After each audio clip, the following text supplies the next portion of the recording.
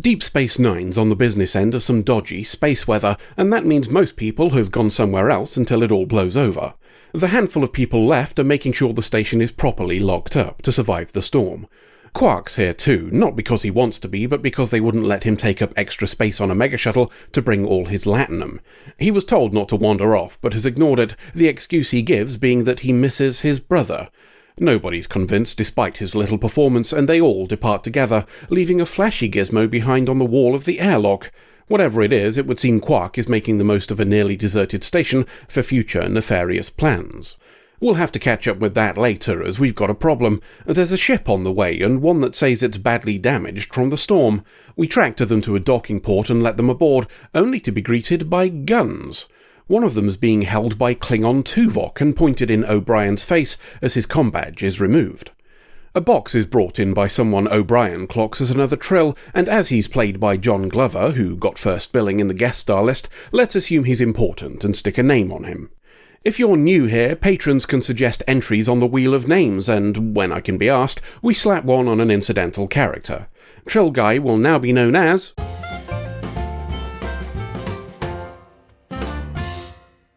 Sexy Eye Candy, provided by Commander Soldier Princess. Odo is ordered into the box by Klingon Tuvok, and Sexy Eye Candy pleads with him to comply before things get unpleasant all over O'Brien's face. Into the box he goes, and into the infirmary we go. The box is handed to a confused Bashir while his comm badge is taken too, and he's told, at gunpoint, to put Odo in a stasis chamber. Up to Ops we all go, and the routine is repeated again, only this time with a bit more pooping green to get the message across.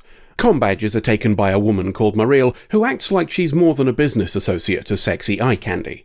Sisko asks O'Brien how the security systems didn't prevent this as the intruders start fiddling with station systems, and O'Brien suspects Quark being in an airlock just before our current issues kicked off was not a coincidence. That would explain why Klingon number 2 is being greeted by Quark as though he's expected. To be fair to Quark, it looks like he's been had too. He thought this was going to be a trade for some merchandise, and is a little surprised to have a disruptor pointed at his chin. Whatever Quark's scheme was, our guests are operating on a different plan. Sisko wants to know what this is all about, and Klingon Tuvok refers him to Sexy Eye Candy, who he calls his employer. As Quark is dragged in, Eye Candy explains he wants Dax. Not Jadzia, but Dax, the belly worm. See, Eye Candy is a trill who applied to be a host and focused his entire being on it. He, like some 90% of those who apply, according to Dax, was rejected as unsuitable. The solution, he thinks, is to steal a belly worm from somebody who's already got one. This will kill Jadzia, of course, as a host can't survive being separated once fully joined, and the fact that Sexy Eye Candy is willing to do this anyway might be a clue as to why he wasn't accepted in the first place. As to why he chose Dax specifically, he says it's because they share similar interests, but Sisko realises he plans on scarpering through the wormhole once it's done. 70,000 light-years away probably qualifies as outside Trill jurisdiction. Bashir says he won't cooperate, so Eye Candy poops some yellow on O'Brien and refuses to let Bashir help until he agrees. That makes Dax agree on Bashir's behalf, and once O'Brien's been patched up, off we go for a bit of worm surgery. We're all set up for the operation. Bashir tries to put a gizmo on Sexy Eye Candy to knock him out, but he refuses and wants to be conscious despite it making recovery more difficult. Dax accepts both the gizmo and Bashir's apology for what's happening, then has a nap. Back to Ops, where we're talking about Dax. Sisko thinks she can last a little longer than normal because she's young, but normal is only a few hours, so that doesn't help much. Klingon Tuvok doesn't like them talking and boots O'Brien in the shoulder to make a point, so Sisko takes the opportunity to go in for a wrestle. Kira tries to do the same with Marel, but she proves a touch more capable than anticipated and knocks Kira on her ass. It's Marel then who convinces Sisko to give it up, and we go back to being prisoners again. Quark's vocal about wanting them to do more, but would probably have been smarter to keep his mouth shut. Kira's pissed off and looking for a target, and the person who made all of this possible is a pretty good choice. As far as she's concerned, he's responsible for all of this, and if they get through it, he'll be leaving DS9. If he's lucky, there might even be a ship on the other side of the airlock when the door opens. Marel is at least somewhat apologetic for what just happened and explains she doesn't want to hurt anyone. That's an opening for her lore dump, and we learn Eye Candy worked at a consulate on a planet where she lived on the streets. It's not quite clear what she means when Marel says she used to help him relax when he visited her place of work, but she feels a debt for asking her to come with him when he left. Analysing that particular power imbalance would probably take a whole video, so we'll move on and let Sisko tell her that Eye Candy won't be the person she knows when he comes back. She thinks this is a lie and something she was told they'd try and pull, but it becomes moot when Eye Candy returns and holds Marel at a distance while explaining that he's now Sexy Eye Candy Dax. Jadzia's awake and feeling a bit weird. That could be the lack of symbiont, or it could be Bashir not understanding the importance of the doctor-patient relationship and rubbing his hand all over her face. What is it about Starfleet doctors and inappropriate conduct? Anywho, the loss of Dax has also taken Jadzia's confidence and bravery, a bit like being dragged out of your own mini-Borg collective, I imagine.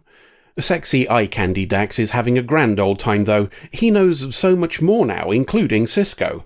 A chat about old times is encouraged by Sisko, just to make him feel comfortable before springing a memory of Jadzia's on him. He tries to change the topic, but Sisko won't let him. A plea to give the symbiont back is refused, the excuse being that it'll be weak now and may not survive. It's getting to him though, and he snaps at Marel when she asks why he's tolerating this discussion. Eye Candy Dax wants to prove to himself that he can still be Sisko's friend, but Sisko's known Dax twice now and says neither of them would have allowed this to continue. That can't be easy to hear when you know the only thing that's changed is what you brought to the table yourself. Working on Sexy Eye Candy Dax hasn't panned out, so Sisko is trying on Marel now instead. She can see the changes in him and his behaviour with her, but doesn't want to accept it and tries to argue. Eye Candy Dax hears and asks what's going on. The question is waved away though, as she doesn't want to discuss it. He goes to leave, then, as an afterthought, turns back and says he wouldn't want anything to happen to her. The look on Marel's face suggests she noticed it too. Time for some action, and surprisingly, it comes from Quark. He rolls a coin at Klingon Tuvok's feet, and as he reaches down to grab it, jumps on his back. Quark seems as surprised by the success as anybody and experiences a few brief seconds of victory before his stunt double is thrown onto a console and bounces onto the floor. A bit of grabbing his ear and squealing brings Eye Candy Dax again, who tells Marel to take him to the infirmary. This, it would seem, may have been Quark's plan all along. He's making a big song and dance about it, and when Bashir says it's superficial, mouths for him to play along. That's good enough for Bashir, and he decides that maybe Quark should stay for some more tests, after all. The storm is starting to die down. Marel is pleased as she wants to be away from here, but that doesn't last long. Sexy Eye Candy Dax is distant now, unresponsive when she hugs him, and he waves away her asking whether everything's going to be all right by just saying to wait for him once she follows through the wormhole. Back to the infirmary, where Klingon number 2 is assisting with Quark after being browbeaten into helping earlier by Bashir. He's not the most gentle of nurses, but he doesn't have the job for long as Bashir gives him some sleepy time juice and he has a nap. Time to get Odo out. Bashir grabs the box from stasis and explains who's in it, but it's locked. Lucky then that we have the station's resident rogue, who's able to open it after a bit of slicing and fiddling. The success is somewhat short-lived, as Eye Candy Dax, trying to call Klingon number 2 and failing, rumbles our progress. He thinks now's probably the right time to get the hell out of here, with Klingon Tuvok guarding him and a hostage just in case. Sisko's offer to volunteer is rejected, and they take Kira instead, but she's fine with this as she knows it's all over now Odo's probably out. That leaves Sisko alone with Marel, so it's time for more psychology. He thinks she's going to be left hanging at their meeting point, and she's struggling to disagree, not least of which because the original plan was that he'd be waiting for her. Her new, more confident partner is also more independent, it seems, and that's an opening. Sisko argues that removing the symbiont now would be a win for both of them. Jadzia would be saved, and Sexy Eye Candy would be back to the mewling arsehole who needs her. There's probably some very complicated ethical and psychological stuff to work through there, but this is a YouTube channel about Star Trek, so bollocks to it. It's all the convincing she needs, and she hands over the gun and badge to Sisko, who takes off after them. He doesn't need to hurry. Sexy Eye Candy Dax gets to where their ship used to be and finds only a trolley and a very clear view of space. The trolley, after changing back into Odo, explains that he got rid of the ship by unclamping it. The surprise is enough to let Kira do a violence to Klingon Tuvok, and Eye Candy Dax legs it during the kerfuffle. To a different airlock he runs, though this has its own problems. Sisko is standing there, in front of a mega-shuttle. We'll assume one was brought back after the evacuation, just in case the skeleton crew needed to scarper, and Sisko chose here because there are no other ships. Sexy eye candy Dax thinks Sisko won't fire because there's a chance it'll hurt the symbiont. Sisko thinks eye candy Dax is wrong, and proves it by shooting him in the tits. We're back in the infirmary, and Sexy Eye Candy now has significantly less belly worm than previously. He can't remember anything from the symbiont, which is not something Jadzia can say. Dax is back now, and it's brought memories of Eye Candy's sadness and insecurities. Maybe this insight into what happens when a candidate is rejected will be helpful in creating a program to deal with the resentment of such a decision, or maybe we'll sidestep the issues this raises and forget all about it. That's not up to us, though, so we'll leave Dax to mull the choice over until the next adventure. Let's talk about this plan they had, as it raises some questions. If the plan was to have the Klingons and Marel stay behind to stop people following Sexy Eye Candy and for her to meet him after, what was the plan for stopping people from following her? I considered whether this part of the plan could be a modification after the Dax implantation, but that doesn't match up with what Marel says about the original plan being for her to meet him at the rendezvous point. They were always going to be leaving separately. This suggests, then, that Eye Candy was always going to betray her, even before being joined. Perhaps she was the confidence he needed before he gained it by stealing a symbiont. That leaves us with the question of why the plan changed after joining with Dax. Maybe we could attribute that to the Dax influence trying to raise concerns and stop this. That doesn't really gel with the blending of personalities we've established previously, but it could be a subconscious attempt at self-sabotage from the new Gestalt personality.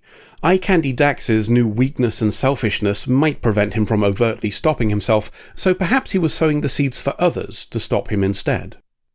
The bulk of the interest in this one, for me at least, goes to the method of selecting Trill hosts. Or, perhaps more accurately, the treatment of those who are rejected. Eye Candy describes it as a single word: unsuitable.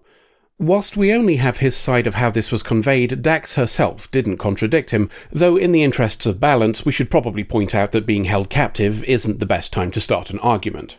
If it's accurate, though, it's quite the damning judgment of the body that oversees joining. Knowing that people dedicate their entire lives to becoming a host, and it being so abruptly dismissed, speaks of an alarming lack of aftercare. And this gives us a possible insight to joined Trill in general. For all the talk of enlightenment and peace, does that come with a side order of aloof arrogance? Are they the personification of what we sometimes see hinted at with the Federation? And does that have knock-on implications? Does that possible haughty nature taint the process itself? Are joined Trill really the best of the best rewarded for their work, or are they the beneficiaries of an old boys' club who have convinced themselves the system is fair in order to feel justified in continuing with it? We've touched on this before when we imagined how legal systems would need to deal with what is both the death of a distinct entity and the continuation of part of it. Unchecked, the whole thing could result in a handful of people accumulating the majority of wealth and power in any given system. I know all of this was built from the word of someone who was willing to commit murder, but the whole society fascinates me to the point of wanting to explore it. I'd also be curious to learn how Trill society worked before they became technologically advanced. Have they always been mostly peaceful, or were they once ruled by power-hungry dipshits who treat wealth as a game? Did the current situation come to be naturally or as the result of a public revolt? I know I'm projecting human nature onto them, but Sexy Eye Candy's behaviour in this one shows we're not that far apart to begin with. There's one more thing to cover before we stop for this one, and that's Quark. He's regularly pegged as the coward of the bunch, sometimes unfairly, as we've seen him stick his neck out in his own way before. This is the strongest evidence of that so far. There's him jumping on Klingon Tuvok's back, of course, but that's the second example here. The first was far more subtle. When Marel knocks Kira on her ass, Quark doesn't flee. He hisses. It's a lovely little touch, and one that's easily missed. He might not be the first to volunteer for danger, but his instinctive reaction here says it's more complicated than simple cowardice. He'll defend the people he knows, and that plugs into what we saw before on the couple of occasions when he's tried to help out Odo, first in defending him against a murder accusation, and then trying to mask his ship's course so he wouldn't be followed and attacked. I know I bang on about details here, but it's precisely this sort of thing that contributes to world building. Some points to whoever thought of it. End of episode. 8 years. I probably don't even have 8 years left. Why do you say that? You're not a dog. You're a space dog. Maybe this species lives for 1,000 years. Look, we'll deal with that if I'm still around in 8 years' time and the guy who writes these has to think of an excuse. But for now, can we assume that 8 years is a long time for me? I don't know why you're panicking. We both know you won't still be in here by the end of the season, if only because people are getting bored of the background. Ungrateful dickheads. He had to Photoshop Bashir off the wall of this, you know. I'm not sure arguing in favor of the holding cells is really the best plan here. Fair point. How am I supposed to get out, though? Have you tried apologizing to the guy whose love mushroom you bit? He could put in a good word. Oddly enough, that's not a conversation I've been relishing. Then you need to decide what matters more, an awkward apology, or years of incarceration. Bugger me. Woof.